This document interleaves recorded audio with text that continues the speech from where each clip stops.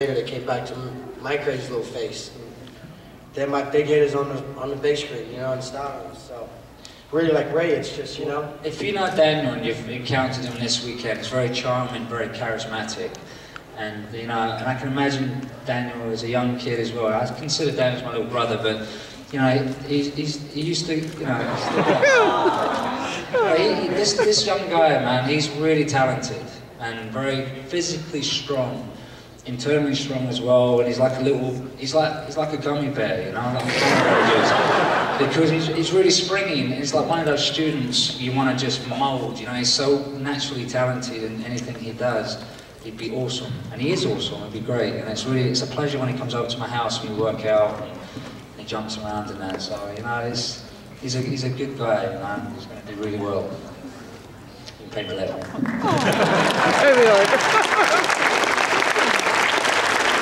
Daniel, you talked about using your imagination earlier. For both of you, was it a big challenge working with all those blue screens and the green screens and having to envision all those sets? What was that like? For me, I worked on a movie before Star Wars, and I think that really helped me to cement me being part of Star Wars. I did the same with Daniel, but had a little bit more. I had a bit to back it up. Whereas I said, when I had seen the pictures of Darth Maul, I never imagined me to do it, because I was like, they would never ask me to do this. But I was called in to work with the stunt team and the coordinator on the fight, and I was like, why are they asking me to come in? But they're talking like they need someone to play the part, and it could be me. And if I play my cards right and I show, you know, it could be me. So it was like a little tease. So I had this like wealth of all different ideas of, you could do this, you could do that, you could do this and this. Because I felt that at the time, showing the pictures of, seeing the pictures of Darth Maul, it could be a good way of showing off what I could do. And so when I got the part, it was like I had to put my money where my mouth is. You know, I had to really come up with these different ideas.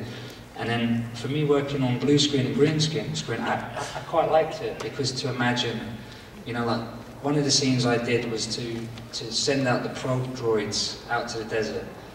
And I remember George saying, just imagine you're sending 2 droids out and you're going to get the good guys. And that was easy. You know, I just had to know where he just told me that I want you to look in this direction.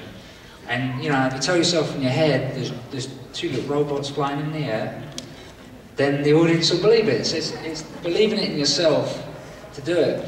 But it can also be a bit sickening working on blue screen and green screen, because it can, especially if you're in the air and you're doing flips and somersaults, and all you see is green, you just feel a bit sick. I remember working on a movie before Star Wars, Mortal Kombat, and I did a lot of green screen on it, and I didn't like it because it made me feel sick. I was like 50 foot in the air, and I had to do somersaults coming down. And so it was actually quite nice to work on blue screen for Star Wars. You know, blue was a better colour for me than green. I didn't feel as sick. So. How about you, Daniel? Me?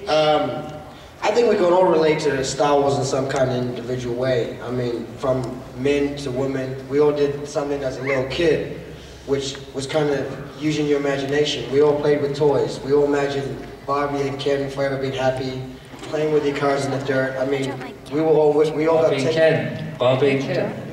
I mean, G.I. Joe. G.I. Joe. Snake Eyes.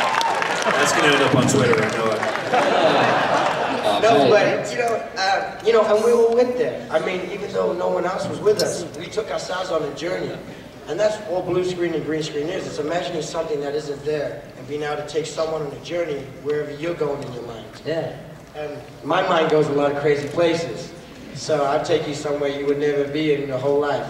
But being able to see the things, George would say it to me as a little kid for me to understand. I mean, like, you ready to come back on Monday and fly spaceships and fly through asteroid fields?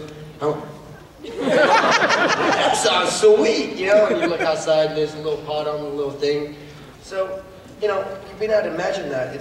For me, I was very creative. My mom said I had verbal diarrhea. I could sit and stare and talk to a wall and act like I'm having a conversation. I had a lot of imaginary friends growing up. Too many. But it's just fun being able to, like, you know, see things that ain't there, you know, and be able to visualize. There's medication for that. Yeah, which I heard. Well, there's one of my teachers, he told me, Daniel, you aren't an actor until you see this pen, and he held up a big pen, as clearly as you see this pen. I said, well, where's the pen? You're my boy, you have far more work to go. I'm like, I can see Star Wars droids, you know, blowing up and everything. I can't see your pen, I'm sorry. No, but I don't know, that's it, you know. Use your imagination, it's like Mickey Mouse, you know. You gotta be creative.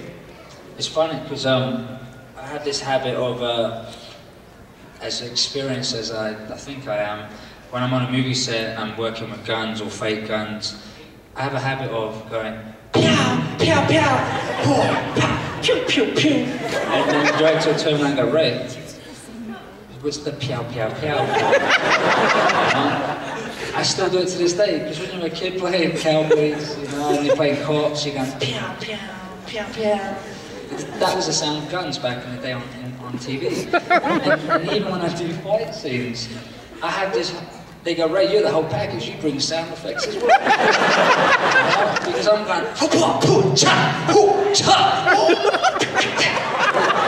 when you're watching it back on the screen, you see my lips go,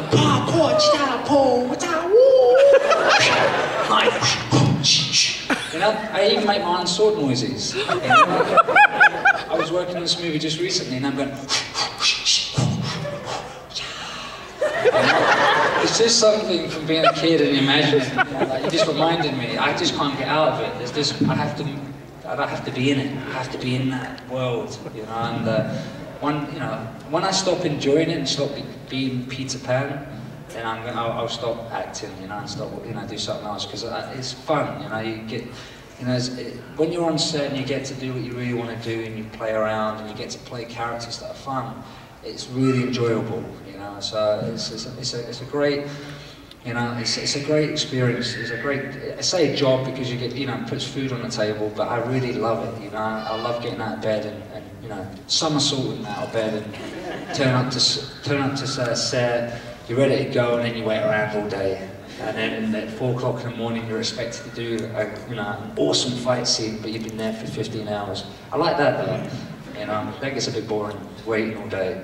And that's when you make new friends and you start teaching everyone how to use lightsabers and you find out how many Star Wars fans are on a movie set, you know, which is fun. You know? For those of you just coming in, you didn't hear, we've got